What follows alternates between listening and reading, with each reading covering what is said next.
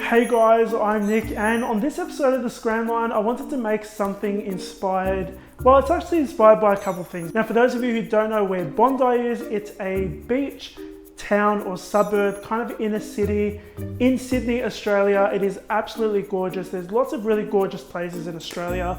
If you're ever got the chance to come down here, you should come down, but I'm a little bit biased. The color of these cupcakes is what I wanted to focus on, but also kind of encapsulate the beach culture. There's a lot of surfing that happens there. Our surf lifesavers are kind of an iconic part of Bondi Beach as well. So that's that little surfboard that you see on there, or the little rescue. I don't even know what they call them. Also, Bondi Blue was the name of the color of one of the very first iMacs that came out from Apple computer that when Steve Jobs came back. So that's kind of paying a little bit of homage to that as well. Let's get stuck into the recipe. Okay guys, so let's start with making the cupcake. So we're going to pop the flour, sugar, baking powder and salt into a large mixing bowl. You want to mix that up. If you don't want to do it this way, you can just use a sift. Then we're going to add our softened butter, mix that until it reaches a crumbly sand-like texture. Then you're going to add your milk, oil, eggs, yogurt, and you want to mix everything up. Now I'm going to use some mango essence in here. Aussies love their mango. And then some green and blued food gel. If you want to know what colors those are, like specific colors, check out the written recipe.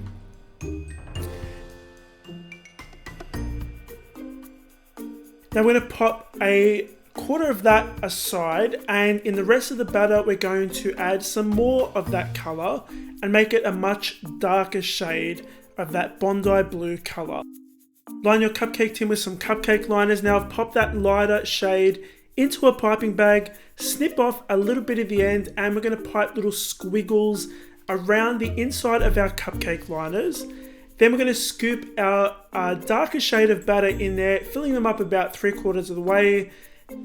Now guys, to me, this mimics kind of like a poolside or a very clear beach. You know that ripply effect you get in the water? That's what I'm going for with these. We're going to bake these for about 30 to 35 minutes. Then when they're finished baking, transfer them to a cooling rack. Now I've got some acetate here. I bought this from my local cake supply store. I'm going to tape each corner to my workbench, and I'm using a cake scraper or a cake comb. It kind of looks like a comb, and I'll show you in a second what we're going to do with that. So we're going to use some red chalk melts. I'm using Wilton red chalk melts. We're going to spread that a little bit, and then we're going to use our comb to go across it. It's going to give us that nice straight line effect. Once that's chilled and set completely, you want to pop your yellow chalk melts on top. And we're going to spread that nice and evenly smooth. It doesn't have to be like 100% perfect, but get it as smooth as you can. Now you want to let that set halfway to the point where it is still soft, because we're going to use a small sharp knife to cut out our little surfboards. Then you want to let this set completely. I'd recommend popping it in the fridge for about 20 minutes, and those surfboards should just pop right out. Now we're going to color our frosting as well. Same as the batter, we're going to pop the white frosting and the green frosting into two separate piping bags. You guys have seen me do this technique before. We're going to pipe lines of that on top of some plastic wrap. Then once we've piped it all, we're going to roll it up, twist both ends. We're going to cut one end off, and that's going to slide into a piping bag fitted with a Wilton 1M tip.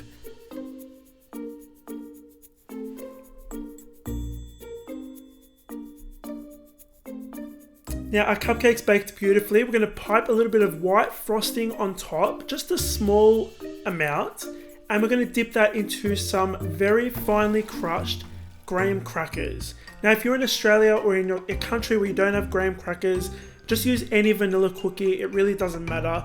It all pretty much ends up looking like sand when you finish crushing it really finely. Now I'm just going to scoop out a little bit from the middle, because if we pipe directly on that graham cracker crust, the frosting won't actually stick to the cupcake. And I found that out the hard way. Once you've done that, you want to fit the end of another piping bag with a Wilton 1M tip, and we're going to frost our frilly swirl. And guys, finish this off by sticking that surfboard to the cupcake. And that's pretty much it. Okay guys, I hope you enjoyed watching this video. If you did, make sure you hit the like button, make sure you subscribe as well. If you haven't subscribed yet and you're watching for the first time, welcome. I upload 2 new videos a week, so hit the subscribe button. If you're prepared to stay in a committed relationship, hit the subscribe button, otherwise do not bother. Actually, that's really lame. Anyway, recipe is going to be on my website, thescranline.com. A link for that is in the box below. Guys, I have completely forgotten to announce the winners of Gretchen Price's vegan cookbook. I'm going to do that in the description box below. So if you entered, check out the description box below to find out if you won. There were 3 winners. Thank you so much for watching. I will see you all on the next episode of The Scran Line.